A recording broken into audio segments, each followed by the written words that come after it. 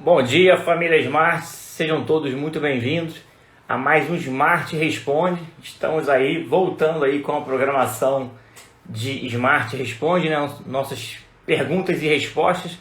Durante a semana nós abrimos a caixinha aí, né? E foram feitas algumas perguntas e a gente vai responder essas perguntas aí sobre leilão de imóvel. E quem quiser também pode fazer pergunta aí durante a live que a gente vai responder também. Bom dia, Renan, Ayrton, Cássio, Cris Roveda, a galera que está entrando aí. Se tiver alguma dúvida também sobre leilão de imóvel, pode ficar à vontade e já comentar aí que a gente vai tentar responder todas elas aí durante a live. E ao final da live a gente vai também chamar aí quem tiver interesse em entrar ao vivo, né? Para tirar alguma dúvida, né?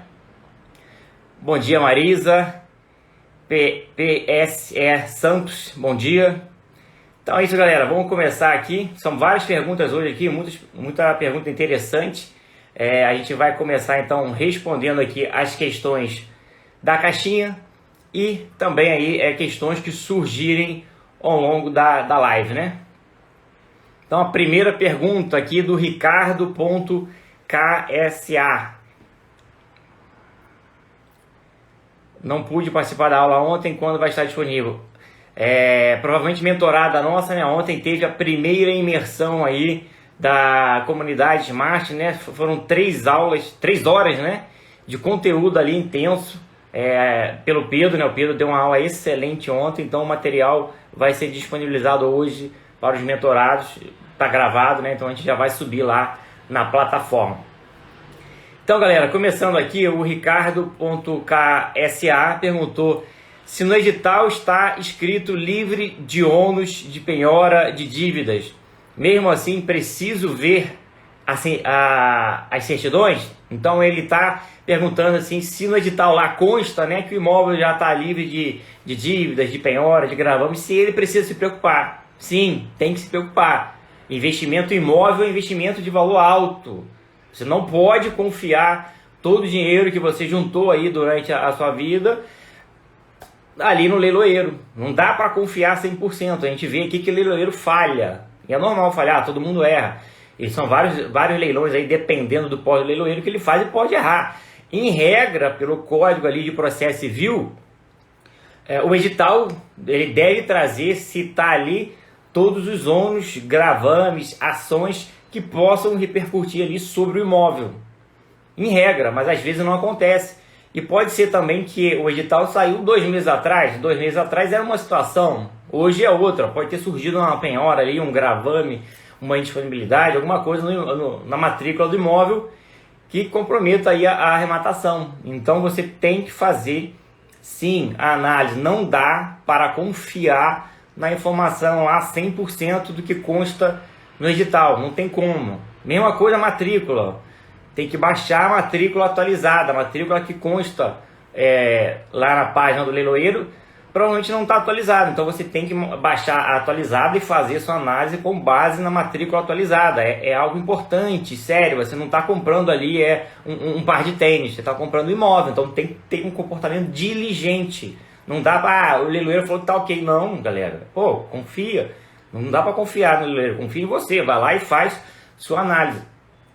Tô lembrando aqui que teve um caso que a gente participou de um leilão, né? Na verdade ia participar, fez toda a análise prévia ali do leilão e tava ok, né? Viabilidade boa, imóvel bom, liquidez boa. Porém, a gente deixou para olhar a matrícula do imóvel ali, tipo, na véspera do leilão. E quando eu fui olhar a matrícula, comparando com a matrícula que constava no site do leiloeiro, tinham surgido entre o edital e o leilão mais de 20 novos gravames, né? Somando aí penhora e indisponibilidade. Inclusive, tinha ocorrido a venda do imóvel, devedor em fraude de execução vendeu o imóvel, porque a penhora ela não impede a alienação, a venda, ela não torna o bem indisponível, né? Com exceção aí da penhora da Fazenda Nacional, essa sim torna o bem disponível. Então, o cara pode vender, pode, o registrador não vai impedir a venda. É claro que o juiz vai tornar essa venda ineficaz em relação ao credor. Ela não vai ter efeito em relação ao credor. Mas é uma dor de cabeça danada, né? Vai dar problema, o negócio vai ficar parado, travado. e fora os novos gravames que surgiram ali, que você vai ter que analisar se vai comprometer ou não a sua viabilidade, dependendo aí do que o edital dispuser aí sobre dívidas de IPTU e condomínio, quem será o responsável. Então, galera, façam sempre a análise de vocês sobre as dívidas, sobre ônus e gravames e sobre a avaliação do imóvel. Não confiem no que está lá no edital. O investimento é de vocês, não é do leiloeiro. Vocês podem ter um investimento bom ou ruim, dependendo aí da análise que vocês fizerem. Então, não dá para confiar cegamente aí no que está disposto ali no edital, nem na matrícula que consta no site do leiloeiro, né? Muita coisa para se atentar, tem muito cuidado, um zelo necessário, exatamente, tem que tomar cuidado, mas não só em leilão, galera, a gente fica falando aqui e a galera acha que é só em leilão, não. Em compra e venda normal tem que ter o mesmo cuidado e ninguém tem. São poucas as pessoas que fazem ali as verificações necessárias quando estão adquirindo um imóvel. Infelizmente, né? Deveriam ter esse cuidado de fazer essa análise, mas não fazem, né? Galera que estiver entrando aí, a gente está aqui com o Smart Responde, né? Perguntas e respostas que foram feitas aí durante a semana na nossa caixinha, mas também pode ficar à vontade aí de colocar a pergunta aqui na live que a gente vai responder sim. Perfeito. E no final da live aqui a gente vai abrir a possibilidade aí para quem quiser entrar para fazer uma pergunta aí ao vivo, tirar alguma dúvida ou contar alguma história aí de leilão.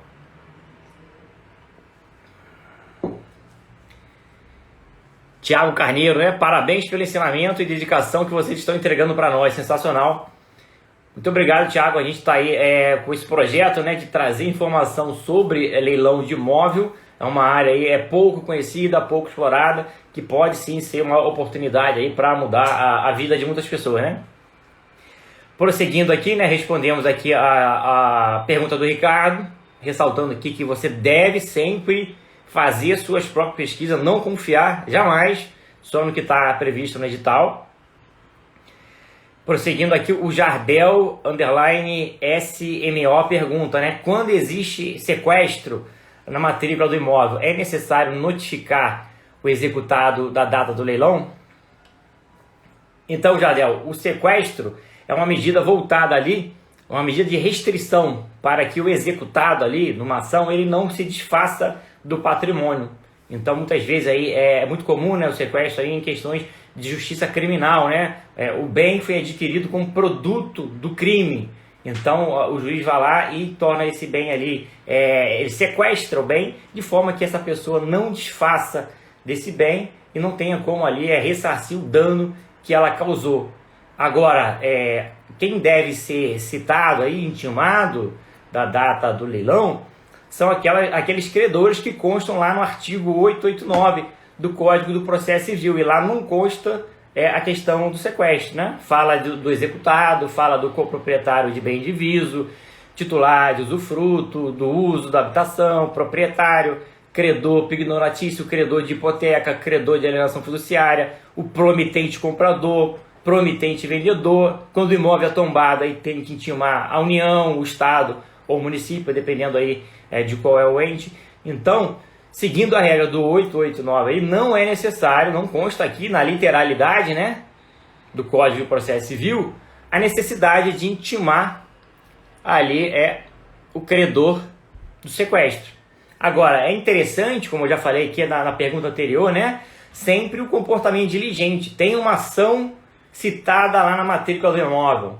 Pô, não é só porque não é necessário intimar o credor que você vai ignorar aquela ação. Não, vai lá, baixa aquele processo, dá uma olhada, vê como é que tá, até porque você vai ter que depois correr atrás para dar baixa nesse gravame. Então você já olha lá agora, e pode ser que esse processo já esteja arquivado, já acabou ali, o executado ali, ou o réu, né, numa ação criminal, já foi absolvido, ou já foi condenado, ou ele deu uma caução aí em substituição ao sequestro desse imóvel. Então pode ter ocorrido um monte de coisa, inclusive o processo já está arquivado e simplesmente esqueceram de providenciar a baixa ali desse sequestro, né? Então tem que olhar sim, tudo que envolva o imóvel, dá uma olhada, galera, é um investimento sério. olha lá, muito simples, baixa o processo, verifica qual é o estágio dele, se houve alguma evolução ali, se ele foi arquivado, para você fazer uma arrematação aí mais segura, né?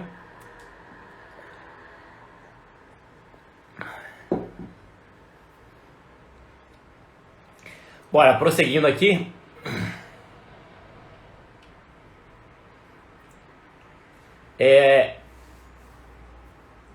R.O. Soares Digo, né? Deve ser aí o Rodrigo Soares, talvez. Ele pergunta aqui qual o perigo de arrematar direito e ação.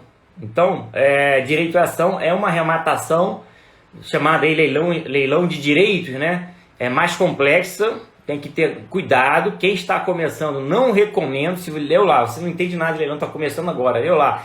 Leilão de direitos de ação. Tome muito cuidado, muita cautela, que tem pegadinha, não é a propriedade que está sendo vendida. Aí o Jardel na área aí, não é a propriedade que está sendo leiloada, é diferente, são direitos. Tem gente que não entende, mas você pode ter a propriedade integral, você pagou, quitou 100% do imóvel, o imóvel é seu, registrou.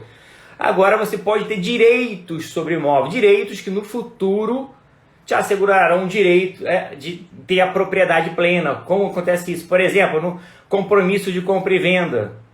Você tem um compromisso de compra e venda ali, mas não registrou o imóvel ainda, ou ainda está pagando prestações. Então você tem o direito de, após quitar ali o preço, ter a propriedade plena do imóvel. Outra coisa, ainda nos contratos de alienação fiduciária em garantia, os financiamentos bancários, né? Financiamento imobiliário.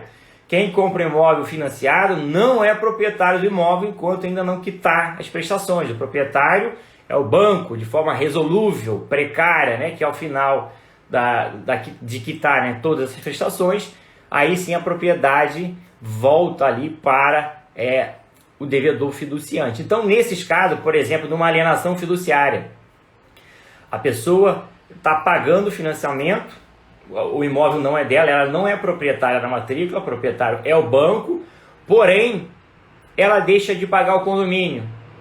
Aí o condomínio ajuiza uma ação de cobrança, e quem é o polo passivo nessa ação aí é o devedor fiduciante, que é ele que está tendo ali a posse direta do bem, está usando o bem, então ele é o executado.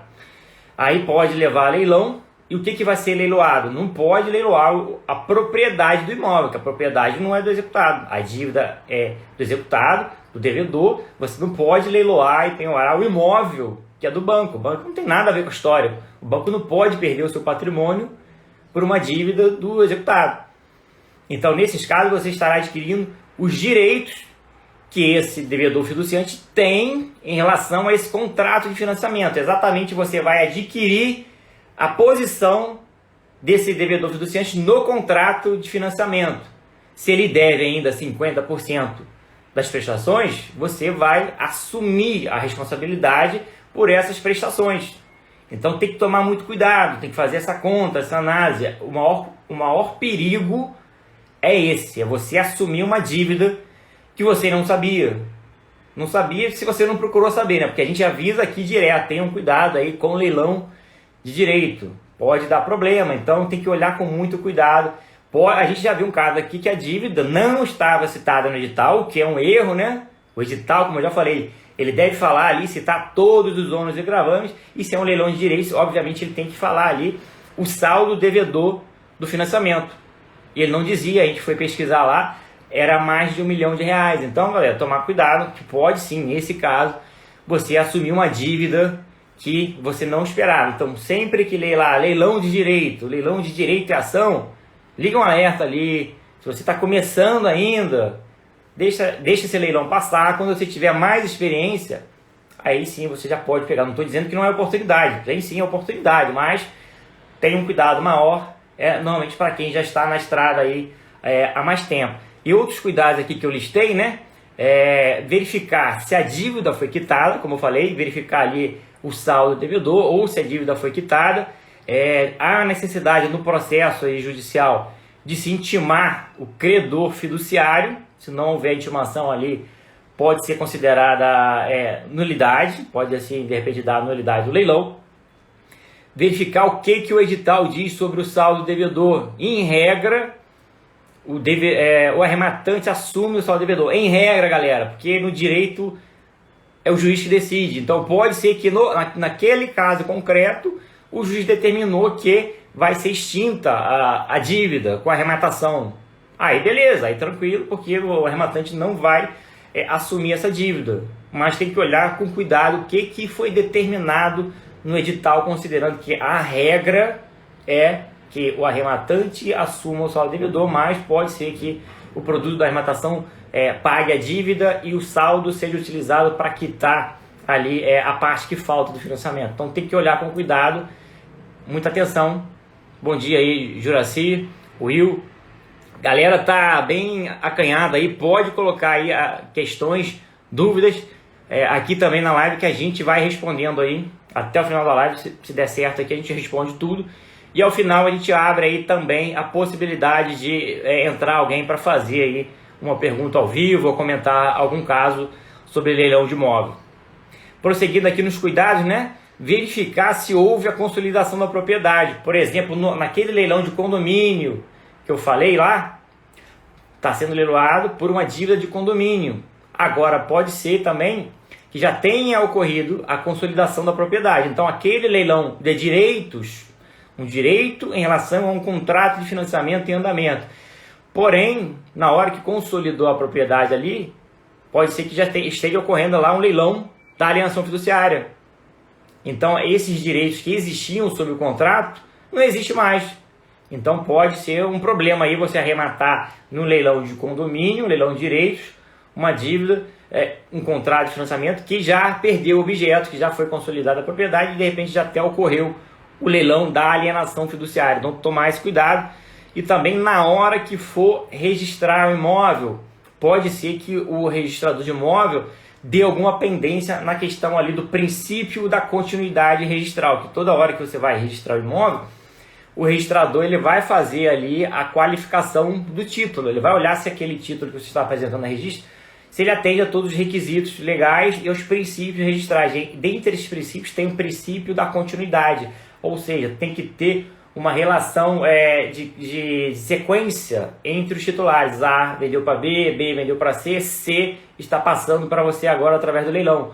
Só que na hora que é leilão de direitos, quem está sendo executado é uma pessoa, quem consta na matrícula é outra. Então isso dá um conflito aí com o princípio da continuidade. Então pode ser que o registrador dê algum problema aí para registrar esse imóvel, aí vai depender do entendimento do Estado, se essa arrematação, se ela é aquisição originária ou se não é. Se for aquisição originária, né, aquela que rompe o vínculo total com o proprietário anterior, não há problema nenhum, o juiz vai mandar registrar. Agora, se o entendimento for diverso, como por exemplo São Paulo diz que é o entendimento lá, né, do Conselho Superior da Magistratura, né, de São Paulo, é que a arrematação é aquisição derivada, não é originária. Então ela tem que seguir tudo que for necessário para o registro ali, todos os princípios, todas as regras, o princípio da continuidade deve ser atendido.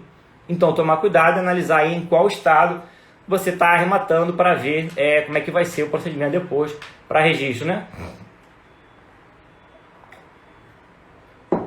Leonardo Salim perguntando aí, consigo começar com pouco e quanto seria esse pouco? Pode começar com 0. O mais importante de tudo é o conhecimento. O conhecimento tem valor. Então você tendo conhecimento, se você não tem dinheiro, por exemplo, pode começar com assessoria. Assessoria aí na área especializada em leilão de imóveis, são poucas as pessoas que dominam a área de leilão de imóvel e isso tem um preço. Você pode prestar assessoria aí de 5% a 10% do valor da arrematação. Imagina você presta uma assessoria aí de uma arrematação aí de 300 mil reais, e aí cobra aí de 5% a 10% sobre os 300 mil reais. Já é o começo. A gente tem mentorado que fez isso, né? Que começou no mercado prestando assessoria e com o próprio valor aí que ele recebia da assessoria prestada, começou também a comprar os imóveis próprios. Então dá para começar assim, dá para começar com pouco dinheiro arrematando também. Você não precisa ter 100% do valor. Por exemplo, imóvel de venda direta da Caixa, dependendo do caso, aí você pode financiar até 95%, tem promoções que até 100% às vezes é financiado em algumas ocasiões. Leilão judicial, você pode parcelar, você dá a entrada ali 25% de entrada e o restante em 30 vezes. O parcelamento não tem juros.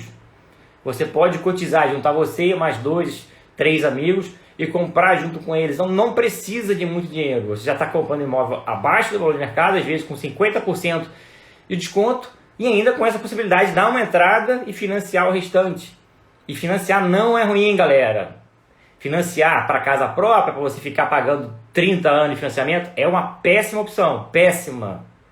Agora, financiar para pagar juros apenas durante alguns meses e revender o imóvel, aí sim, aí é estratégia inteligente. Você está usando o dinheiro do banco, o dinheiro de terceiro, para fazer essa operação. Como a gente fez no imóvel recentemente, que a gente comprou e vendeu o imóvel em menos de 3 meses. Pagamos 2 ou 3 parcelas ali só, juros sobre 2 ou 3 parcelas. Excelente negócio. Então, tem oportunidade sim, não precisa ter todo o capital. E qual o valor mínimo? Depende, galera. Tem imóvel de 10 mil, de 5 mil reais, tem imóvel. Tem mentorado nosso que arrematou imóvel, Manuel, de 2 mil reais. Não existe imóvel, 2 mil reais. Sabendo procurar, tem. Não é um imóvel lindão, maravilhoso? Não é, mas dá lucro. Tem imóvel de 100 mil, tem imóvel de 1 milhão, tem imóvel para todos os gostos. Então você pode começar com pouco dinheiro. Nós arrematamos um imóvel, ano passado, ele é avaliado em 160 mil na Caixa, venda direta. Arrematamos por 80 mil reais, demos apenas 5% de entrada e dividido entre eu, Pedro e Renan. Então aí deu uma mixaria para cada um de entrada. E ao final aí a prestação era acho que 500 reais. E o próprio valor do aluguel do imóvel já era suficiente para pagar a prestação. Então, assim, dá para entrar com pouco dinheiro. O importante é buscar o conhecimento. Tendo conhecimento e a vontade, aí a questão do capital não é o diferencial, né?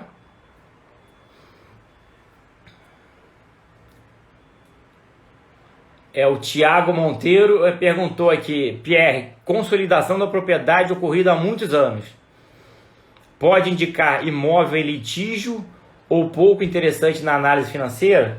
A questão da análise financeira não tem relação aí com a data da consolidação. A análise financeira é quanto vale, por quanto você está pagando e quanto vale agora o imóvel, qual o valor dele de mercado.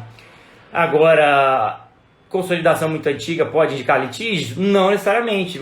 Banco, galera, atividade fim do banco não é imóvel, é o financiamento em si.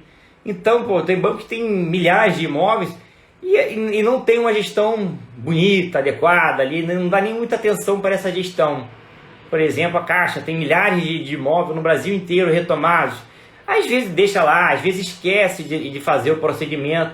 Então pode ter sido vários motivos, não necessariamente um litígio. Pode ser que simplesmente esqueceu de dar prosseguimento aí ao andamento aí de retomada e leilão, né? Primeiro leilão, segundo leilão. Então tem que analisar agora, pesquise, né?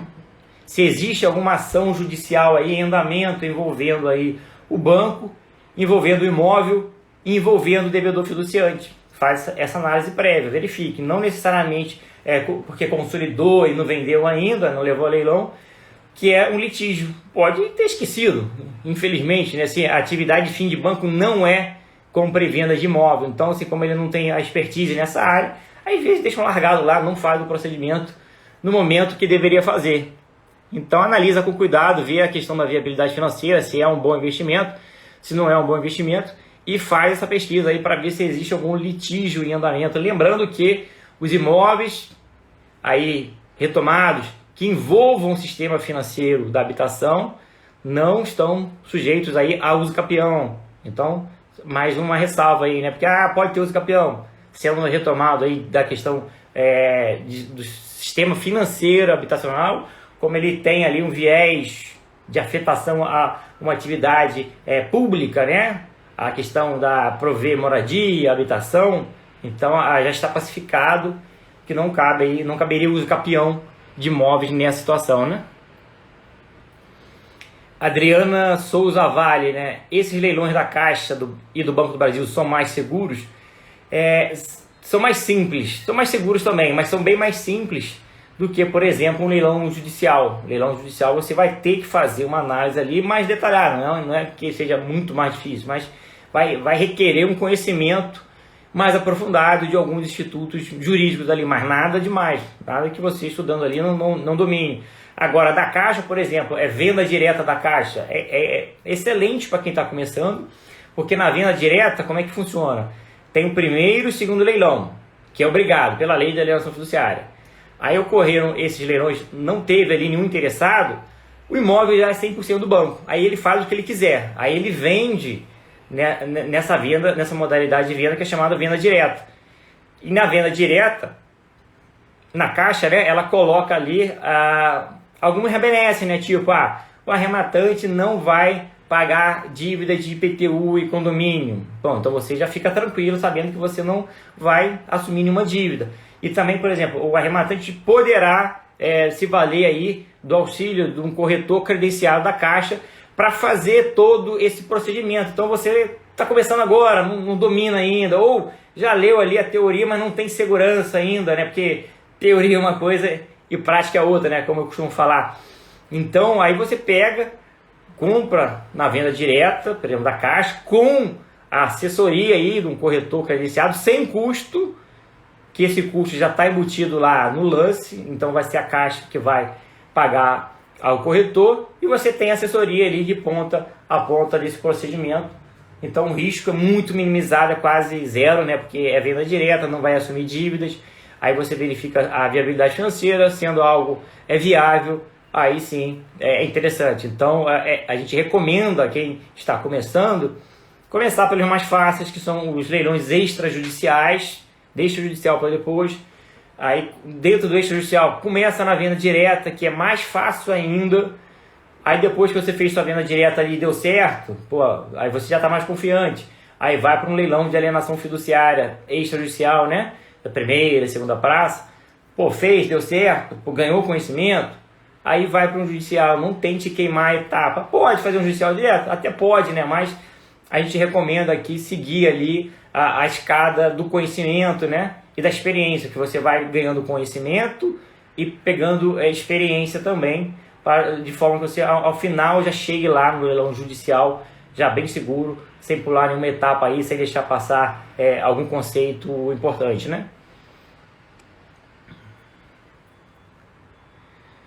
Leonardo Salim, com quanto tempo após arrematar precisamos começar a pagar? Depende muito aí do procedimento, né? Extrajudicial ou judicial e do banco, né? Tem banco que é mais rápido, tem banco que é mais lento. No extrajudicial, pode ser que você arremate hoje e tenha que pagar a primeira prestação só daqui a 2 meses, porque existe um trâmite burocrático aí para aprovar aí o financiamento, junto à documentação, aí o banco te manda o contrato para sua residência, aí você assina o contrato, aí você devolve, tem toda uma burocracia aí que pode ser que ele leve aí, às vezes 2 meses, às vezes 3, depende muito do banco, depende muito da exigência. Pode ser que falte alguma documentação ali e o contrato em si só se configure, só se efetive daí a 2, 3 meses. Aí a partir daí que você vai pagar, não é comprei hoje e automaticamente já estou pagando o financiamento. Não, tem um prazo aí razoável, pode ser mais rápido, pode ser resolver tudo em 1 mês, pode. Agora no judicial, aí dependendo ali se é à vista ou se é parcelado, se for à vista é na hora, né? Tem que pagar. Se for parcelado, você vai ter que dar o 25% de entrada, que normalmente é 24 horas depois, a entrada, né? Depende aí do que está previsto no edital, mas o prazo não é longo. Então normalmente no dia seguinte você já tem que pagar a entrada, 25%, aí depois a cada mês você paga ali as prestações. Então se for à vista é na hora ali, é no dia, se for parcelado no judicial 24 horas em média, e extrajudicial aí vai depender aí do trâmite, se for financiado, né? Quanto tempo leva ali para fazer o contrato. Se for à vista aí tudo ok, aprovado, aí sim é rápido também. Então vai depender muito aí do caso.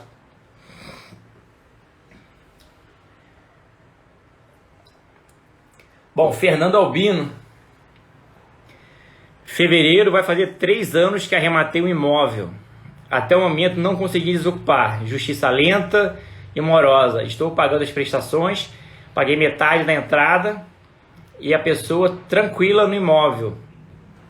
Então, e esses casos, esse e outros que a gente escuta aí, sendo sincero e honesto, é que foi feito um mau trabalho prévio ao leilão. Ou não foi feito trabalho nenhum. Simplesmente olhou lá, abriu o site, comprou, sem saber quem está ocupando, em quais condições essa pessoa ocupa o imóvel. Então eu falo, leilão você ganha antes.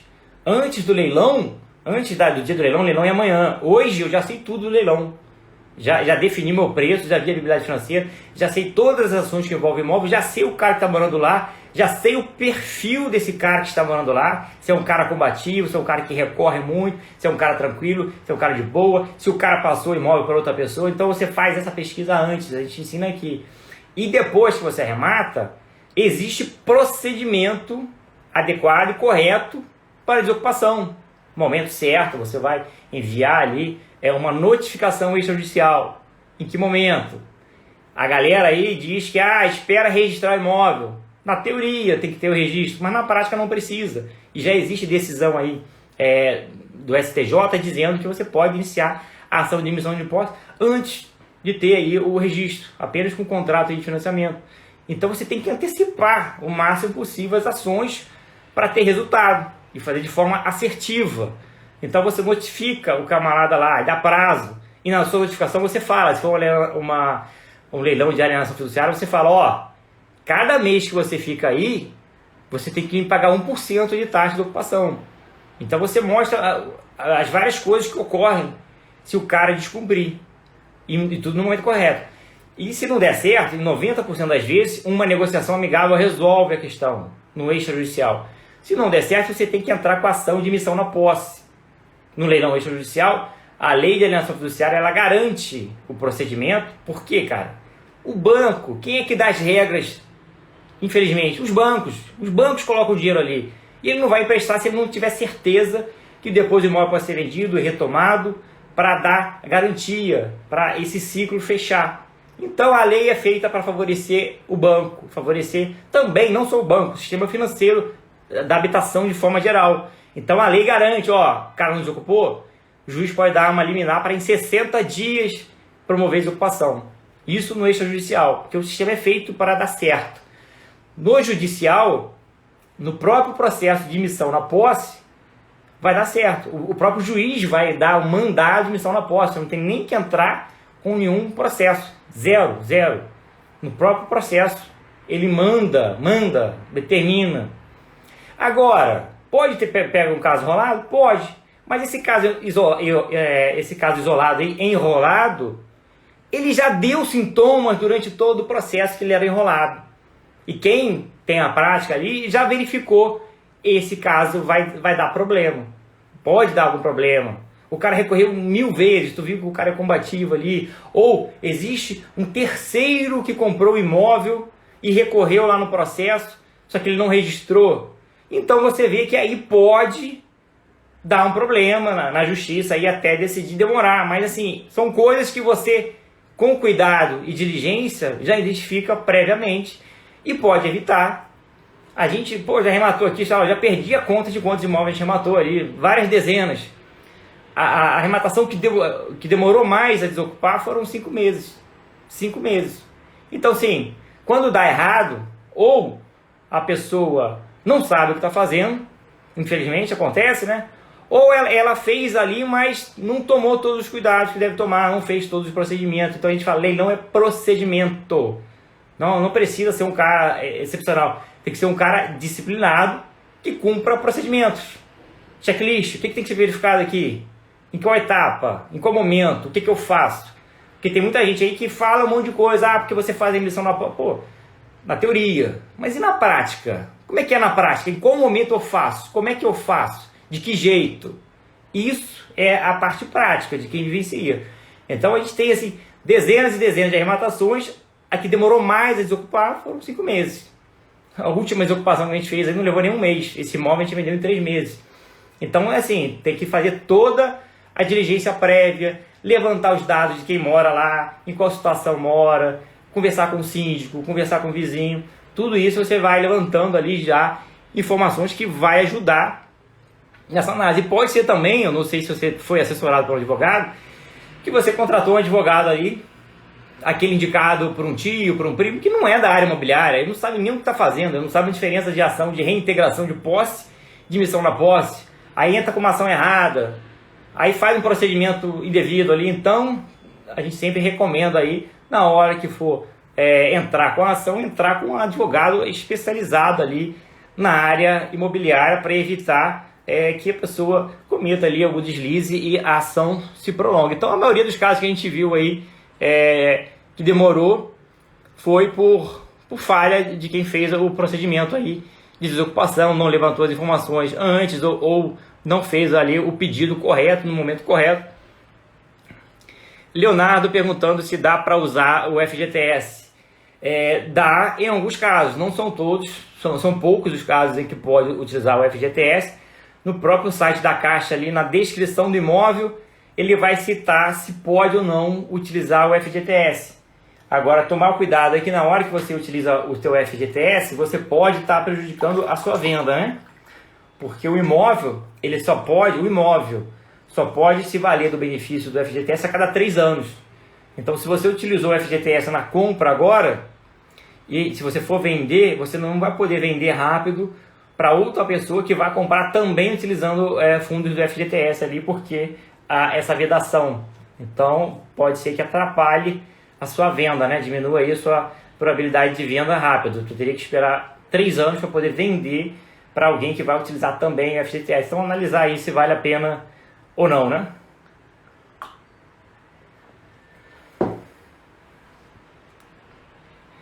Bom, galera, vou retomar aqui as perguntas que foram feitas durante a semana e depois volto aqui para pergunta da live, né? Próxima pergunta: o leilão judicial parcelamento representa comprometimento de renda caso precise de financiar? Então ele está perguntando aqui que se o parcelamento é no leilão judicial, não tem juros, não tem nada, é só autorização monetária da parcela, diferente do financiamento, né? O financiamento no leilão extrajudicial, leilão de banco, beleza? E então no parcelamento ele está perguntando se na hora que eu parcelo lá no leilão judicial compromete a minha margem lá de renda na hora que eu for financiar. Não compromete, o leilão judicial não tem nenhuma análise de renda, zero. Você pode estar com o nome no SVC Serasa, que não tem problema nenhum. E também não compromete aí a sua margem de financiamento, né? Normalmente, aí, em regra, você pode financiar o imóvel desde que não comprometa 30% da sua renda. Então, a parcela lá do parcelamento, né? Ela não compromete essa margem aí de 30% da tua renda. Então, é bem tranquilo, vale muito a pena, para evitar aí, às vezes, se você não está com todo o dinheiro, você entra parcelado, isso aí não vai comprometer a margem do seu financiamento.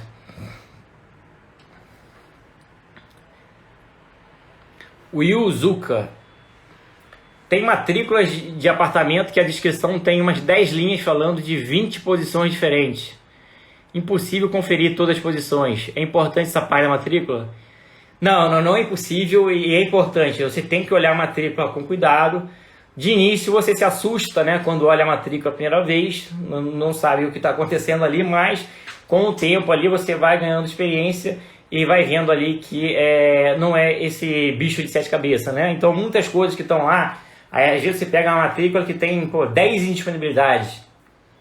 10, então olha assim, tu já assusta. E é bom que assuste, que tira a galera aí que está só passeando, que não sabe o que está acontecendo, então tira esses concorrentes de cara.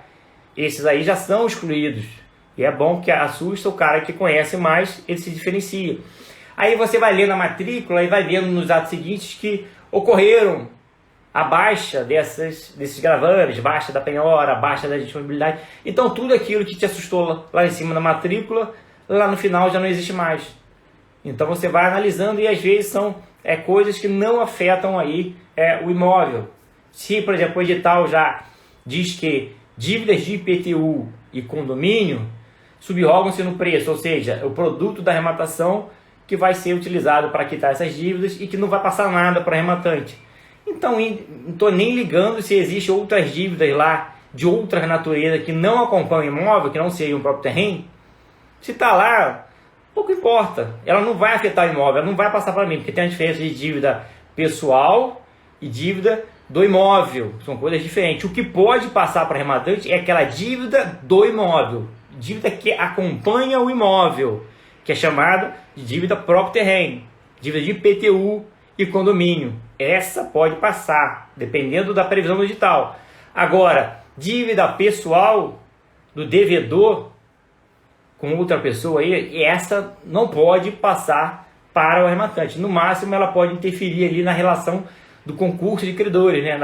Na ordem de distribuição do crédito, do produto da arrematação entre os credores. Mas se o edital já te liberou de dívida de IPTU e condomínio, não pode sobrar nada para você. Então, às vezes, tem um monte de coisa ali, mas esse monte de coisa não serve de nada, que não vai atrapalhar nada aí na sua arrematação, né?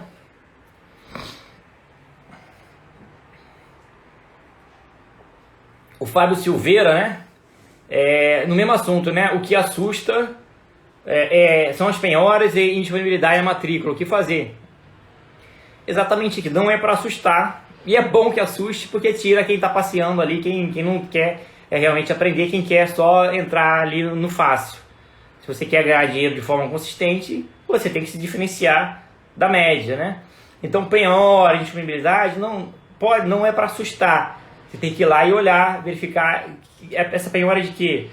É dívida de caráter próprio terreno, é dívida pessoal, e verificar, para evitar nulidade, se os credores dessas penhoras foram intimados do processo, porque eles devem ser intimados para poder participar ali do concurso de credor, né? Do rateio, né? Do dinheiro que for arrecadado pela arrematação, tem que ser rateado aí, dividido entre esses credores. Então eles têm que ser intimados sob pena aí de nulidade do procedimento. Então verificar se eles foram intimados, verificar qual tipo de dívida que é, e muitas vezes tem penhora lá, a penhora lá tem 10 anos da matrícula. Aí você vai buscar esse processo, vai olhar esse processo, aí você viu que esse processo já foi arquivado, já foi resolvido. E é muito comum, infelizmente. Já foi resolvido, já foi arquivado e a penhora está lá. É uma penhora que perdeu o seu objeto. Ela não tem mais validade jurídica. Ela perdeu o objeto. Simplesmente arquivá-lo sem pedir a baixa. Então, às vezes, um monte de coisa que te assusta, na verdade, nem é mais problema. Então, sim, olhar com cuidado, verificar se foram intimados, verificar o andamento do processo e verificar qual o efeito dessa penhora aí na sua arrematação. Vai te trazer algum ônus? Vai consumir o produto da arrematação e talvez você tenha que ficar com a dívida de IPTU do condomínio? Fazer essa análise aí, mas tem que fazer. Porque se você se assustar com penhora e indisponibilidade, você está saindo de uma coisa que pode ser uma oportunidade e liberando para a galera aí que está com o conhecimento mais apurado, né? Evandro, né? Pierre, comprei pavilhão da Caixa. Falei com o ex-proprietário para emissão na posse. Porém, dentro tem 2 veículos que... OBS, não sei.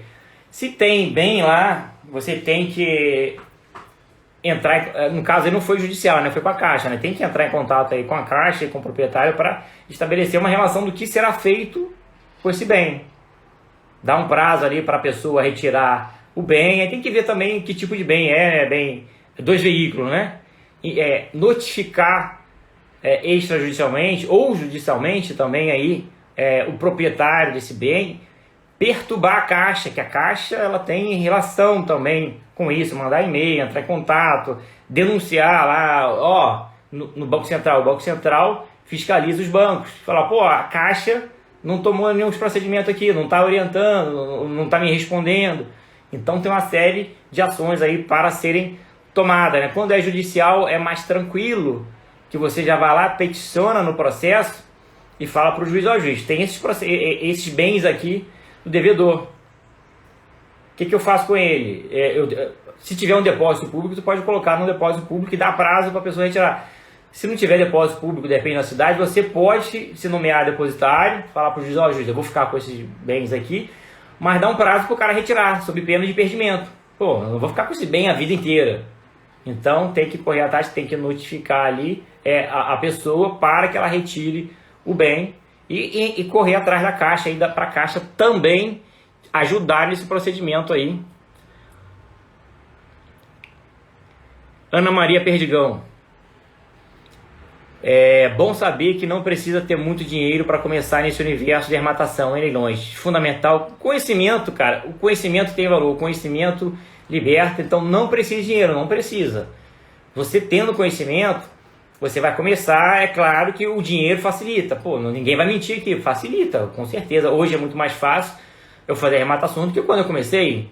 Mas o conhecimento é o diferencial. Nada adianta você ter o dinheiro se você não sabe nem o que está fazendo. Então você vai meter ali os pés pela mão, pode fazer uma besteira aí e de repente entrar numa furada. Então o conhecimento é o essencial, o conhecimento tem valor e você pode utilizar esse conhecimento para ganhar dinheiro, prestando assessoria em arrematação de imóveis, ganhando aí de 5 a 10%. Temos alunos que esqueceram a profissão anterior, estão vivendo exclusivamente de leilão de imóvel, seja de compra e venda, seja de assessoria. Então o conhecimento sempre terá valor. Então o conhecimento é algo que ninguém tira de você. Você aprendeu, você dominou aquilo, está ali, é interno, é seu, você vai carregar aquele conhecimento ali para sempre. Então dá para começar assim e vai construindo o seu montinho aí até virar um montão, prestando assessoria, e depois com esse dinheiro já participa aí de arrematação financiada, dando entrada, e o restante aí financiado, né?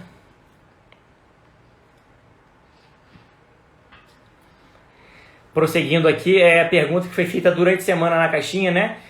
Execução de condomínio. A dívida de condomínio supera o valor do bem. O edital prevê a aplicação do artigo 908. Fica a dívida para rematante? Então, se o edital é expresso lhe dizendo que a dívida subroga no preço e não dá nenhuma exceção, aí está tranquilo para rematante, que o próprio edital já o isentou da dívida.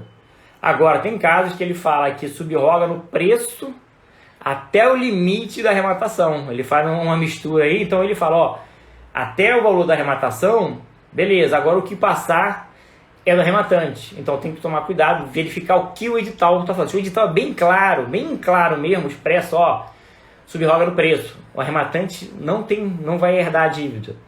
Aí tranquilo. Agora, você leu e você ficou em dúvida. Acontece, às vezes o edital é um negócio ali meio em cima do muro e não fica muito claro.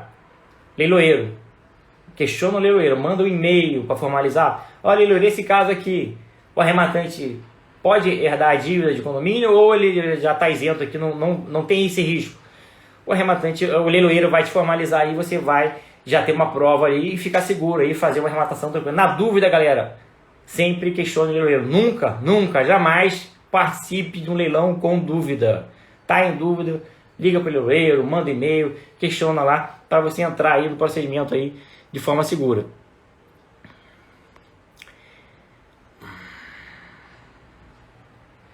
Leonardo Salim perguntando novamente, não sei se você respondeu, caiu aqui, sobre usar FGTS. Leonardo, respondi sim, depois você dá uma olhada na live que ela vai ficar salva. Pode utilizar o FGTS em alguns casos, são poucos os casos. Imóveis lá da Caixa, normalmente ela vai já dizer ali na descrição do imóvel, forma de pagamento, aceita financiamento, aceita o uso do FGTS. E lembrando que se você usar o FGTS agora, pode comprometer a sua venda, porque o FGTS só pode ser utilizado no imóvel a cada 3 anos. Então se você usou hoje e for vender para uma pessoa que queira usar o FGTS para comprar, aí ela só vai poder comprar daqui a 3 anos. Então se você vai diminuir um pouco ali a possibilidade de venda do seu imóvel. Então avaliar aí se vale a pena ou não.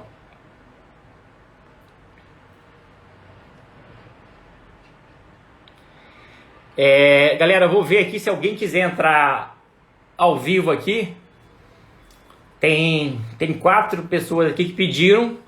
Vou chamar aqui a Sandra, né, que pediu primeiro. Não sei se ela tá na live. Aí ela faz uma pergunta ao vivo aí.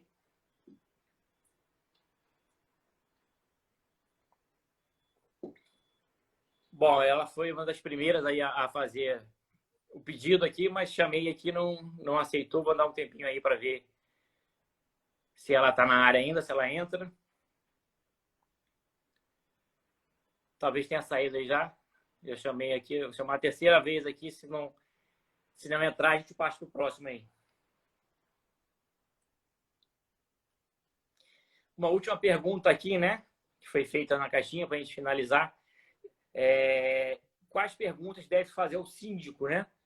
Ou o zelador, quando estão pesquisando imóvel. Então, primeira coisa aí é verificar os dados do síndico. Como que você identifica o síndico? Um informe cadastral do endereço do imóvel, ou você pega aí um processo judicial pelo CNPJ do condomínio, você pode catar aí um processo judicial que tenha lá os dados do síndico, ou na internet mesmo você joga aí o nome do condomínio, já aparece ali telefone, contato, então é fácil identificar quem é o síndico e conseguir o contato dele, não é difícil.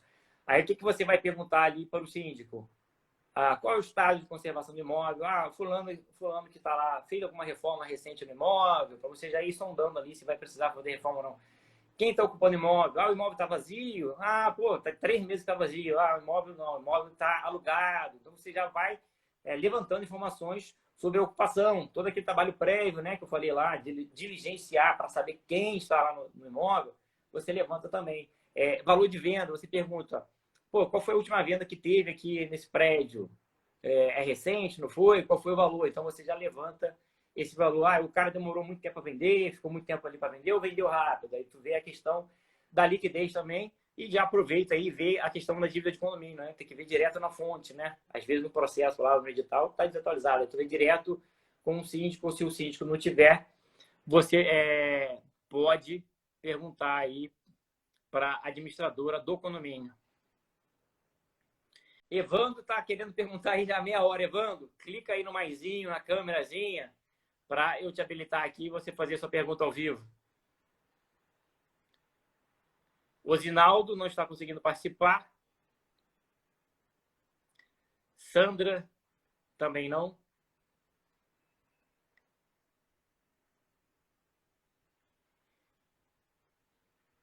Evandro, pode chamar aí que a gente aceita aqui. Tem um maisinho aí com uma câmera, clica nela que a gente recebe aqui. Então, a gente fechou, galera, as perguntas aí durante a semana, respondeu aqui as questões que foram feitas durante a live e abrindo aqui para quem quiser finalizar, aguardando aí o pedido do Evandro, que falou que quer entrar, mas não fez o pedido. E tem 2 pedidos em andamento aqui que eu não estou conseguindo, que ninguém está entrando.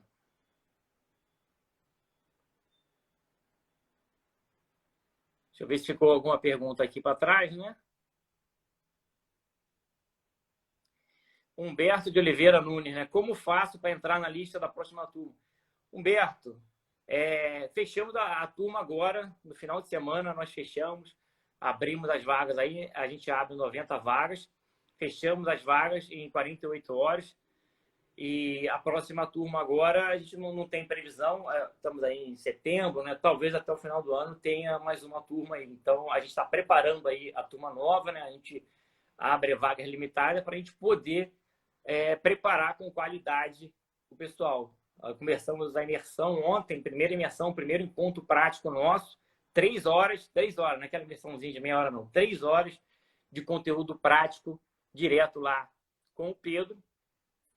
Então, já começou toda segunda-feira, durante 7 semanas, né, tem encontro ao vivo, na média de 2 a 3 horas, debatendo casos práticos de leilão de imóvel. Então, fica atento aí, acompanhe nosso conteúdo, que acho que até o final do ano deve sair mais de uma turma, né?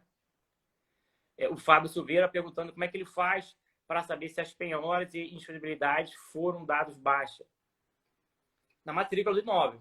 Para saber se foi dado baixo, você vai ter que pegar a matrícula do imóvel atualizada. Se a penhora constar ali e a disponibilidade, ela não foi dado baixo. Agora, o que você tem que fazer é olhar no processo para ver se o processo ainda está em andamento. Pode ser que o processo já esteja arquivado e simplesmente não pediram a baixa da penhora ou da disponibilidade. Então, fazer esse cheque aí, né? Galera, fechamos aqui 1 hora de live. Atendemos aí todas as perguntas. Quem ficou com alguma pergunta em aberto aí, a gente pode ter passado, pode chamar a gente diretamente lá no direct que a gente responde. Então é isso. Obrigado aí, galera, pela audiência. E tenham todos aí um excelente dia.